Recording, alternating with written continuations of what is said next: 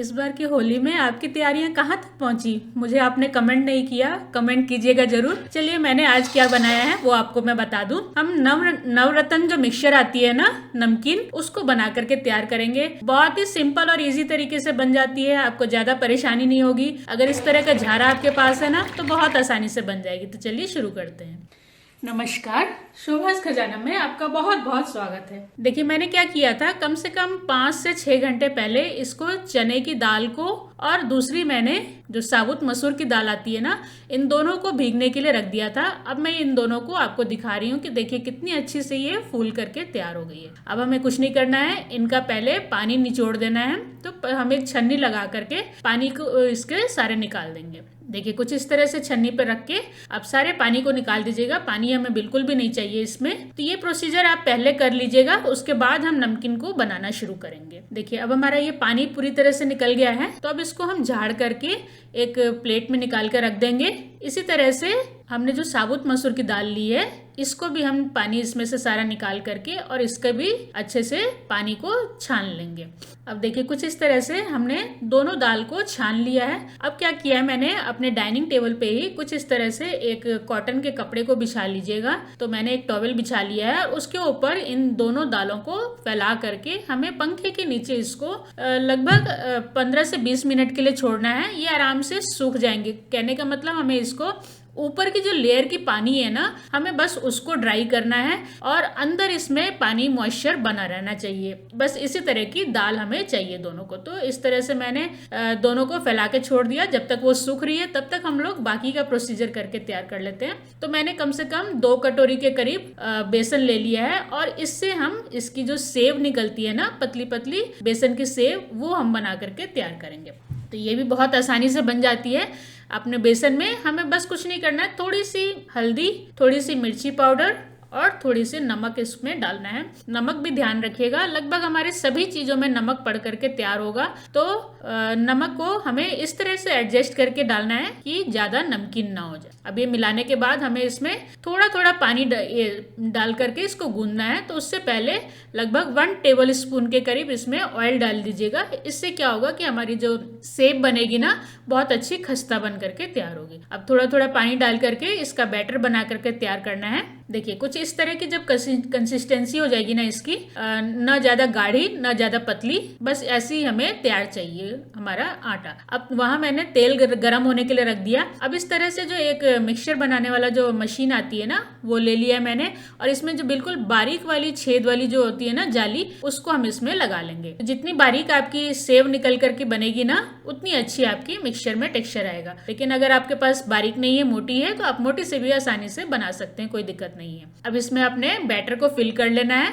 थोड़ा थोड़ा फिल कीजिएगा, ना इसमें आपको कोई भी ऑयल लगाने की जरूरत है और ना ही कुछ करने की जरूरत है। बस बैटर को इस तरह डालिए, ढकिए और अपने तेल में हम इसको बना करके तैयार कर लेंगे। तेल का टेम्परेचर थोड़ा सा आप ध्यान रखिएगा, हमारा तेल का टेम्परेचर हाई होना चाहिए।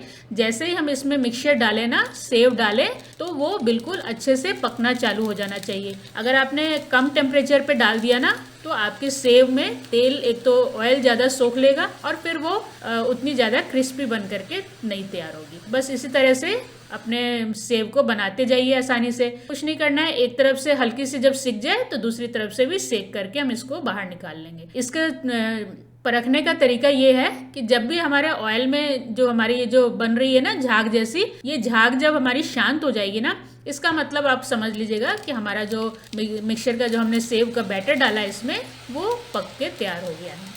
बस इसी तरह से अलटते पलटते हुए हम दोनों साइड से इसको पका करके अपने सेव को तैयार कर लेंगे। तो ये ज़्यादा से ज़्यादा आपको 5 मिनट में बन करके तैयार हो जाती है, क्योंकि ये पतली पतली सेव है ना, तो फटाफट निकल जाती है। तो लगभग मेरी 4 से 5 बैच में बन करके ये तैयार हो गई थी। अब जो हमने बर्तन लिया था ना मिक्सचर के सेव को बनाने के लिए, उसी में हमने थोड़ा सा बेसन और ले लिया। इसमें थोड़ी सी हल्दी, थोड़ी सी मिर्ची पाउडर, थोड़ा सा नमक डाल करके अब ये हम बना रहे हैं इसके लिए बूंदी। तो बूंदी में आपको थोड़ा सा ध्यान रखना है, आपका बैटर ना ज्यादा पतला होना चाहिए ना ज्यादा गाढ़ा होना चाहिए, वो भी बिल्कुल फ्लोइंग होना चाहिए, लेकिन थोड़ा थोड़ा सा गाढ़ा होना चाहिए। तो ये कुछ कीजिएगा इस तरह से, एक आप विस्कर लेकर के तब विस्क कीजिएगा, जिससे कि आपके बैटर में लम्स ना पड़े और ये हमारा लगभग बैटर बन के तैयार हो गया। अब इसमें हम एक इस तरह की जाली वाली छन्नी ले लेंगे जिससे हम बूंदी बनाते हैं, और उसमें हम पहला बैच मैंने क्या किया है, येलो कलर का चाहिए, तो हमने इसी तरह से बस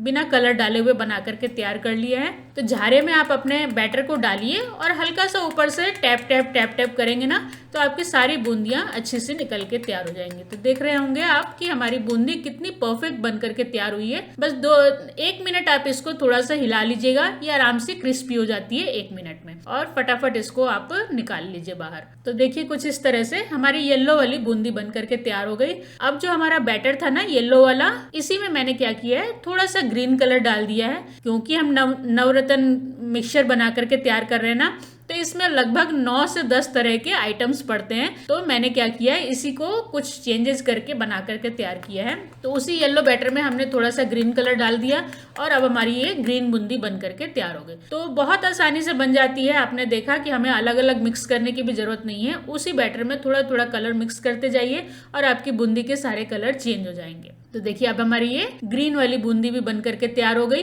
अब इन सबको क्या करना है, एक बाहर टिश्यू पेपर पे निकालते जाइएगा, जिससे कि आपके जो एक्स्ट्रा तेल है ना वो बिल्कुल निकल जाएगा। अब उसी ग्रीन कलर की जो हमने बैटर था ना, उसमें थोड़ा सा रेड कलर मिक्स कर दिया और अपने रेड कलर की बूंदी को भी बना करके तैयार कर लिया। तो देखा आपने, एक ही बैटर में हमने 3 कलर की बूंदियां बना करके तैयार कर ली। फटाफट बन जाती हैं, बहुत आसानी से बन जाती है, और त्योहारों के समय पे तो आप जितना समय हो सके बचत की उतना बचत करके और आसानी से बहुत अच्छी चीजें बना सकते हैं। देखिए अब हमारी ये कि 3 कलर की बूंदी बन के तैयार हो गई। अब मैंने एक झारा इस तरह का ले लिया है, छन्नी ले ली है बड़ी वाली, और उसमें कुछ इस तरह से जो मक्के के फ्लेक्स आते हैं ना, बस थोड़ी सी 1 कटोरी ही लेकर के इसको डाला है। अब गरम तेल में बस इस तरह डालते जाएंगे अपनी छन्नी को, और उसमें अपने जितने भी जो भी चीज आप डालना चाहते हैं ना, वो आराम से इसमें छानते जाइए। अब मैंने 1 कटोरी करीब इसमें पोहा ले लिया है, ये भी आराम से निकल गए। आप देख पा रहे होंगे कि हमारा 1 मिनट भी नहीं लग रहा है, आधा सेकंड भी नहीं लग रहा है, और ये फटाफट हमारी छन्नी में सब कुछ निकलता जा रहा है। तो बस इसी तरह छन्नी में लगा करके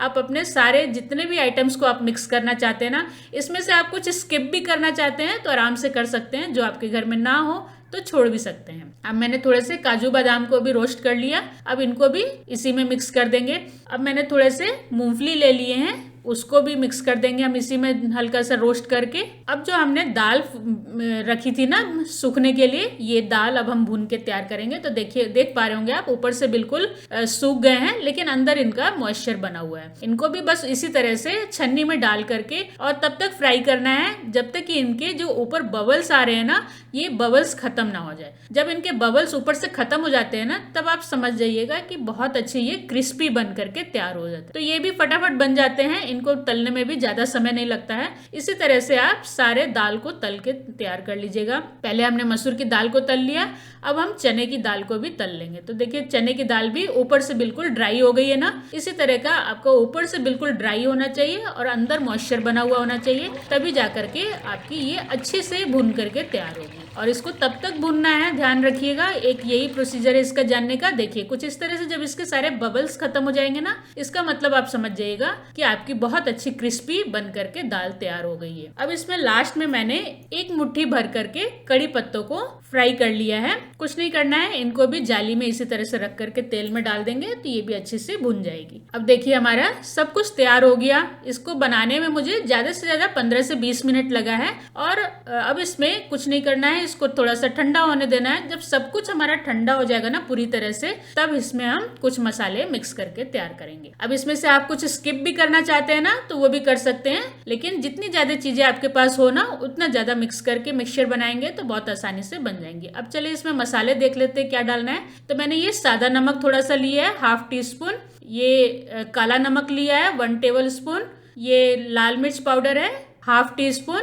थोड़ा सा मैंने आमचूर पाउडर लिया है, थोड़ा सा जीरा पाउडर और थोड़ी सी काली मिर्च पाउडर लिया है। अब चलिए इन सबको मिक्स करके तैयार करते हैं। तो पहले जो हमने सेव बना करके तैयार किया है ना, इनको क्रश कर लेते हैं। लाइट हाथों से क्रश कीजिएगा। अब जो हमने बाकी बूंदी, पोहा, मूंगफली, ड्राई फ्रूट्स, इन सबको जो तल के रखा है ना, इनको भी मिक्स कर लेते हैं और जो पूरी दाल और हमारी उनको भी अच्छे से मिक्स कर लेते हैं। अब लास्ट में मुझे लगा कि इस बर्तन में मिक्स करना बहुत मुश्किल है, तो मैंने क्या किया है, देखिए कुछ इस तरह से बड़ा न्यूज़पेपर ले लिया है और उस पे हम इसको मिक्स करके तैयार करेंगे। तो इसी में सारा हम सब कुछ डाल देंगे। पहले सेव डाल दिया मैंने, फिर हमने जो मूंगफली वगैरह जो भून के रखी है उनको भी इसमें डाल दिया और जो हमने दाल भून के रखी है ना उनको भी इसमें डाल दिया है। अब देखिए हमारा ये मिक्सचर कितना अच्छे से मिक्स होके तैयार हो गया। अब इसमें हम जितने भी मसाले हैं ना उनको इसमें डाल देंगे और मसालों को डालने के बाद खूब अच्छे से इनको मिक्स कर देना है। मिक्स करते समय ध्यान रखना है, बिल्कुल लाइट हाथों से इसको मिक्स करना है कि जिससे हमारे जो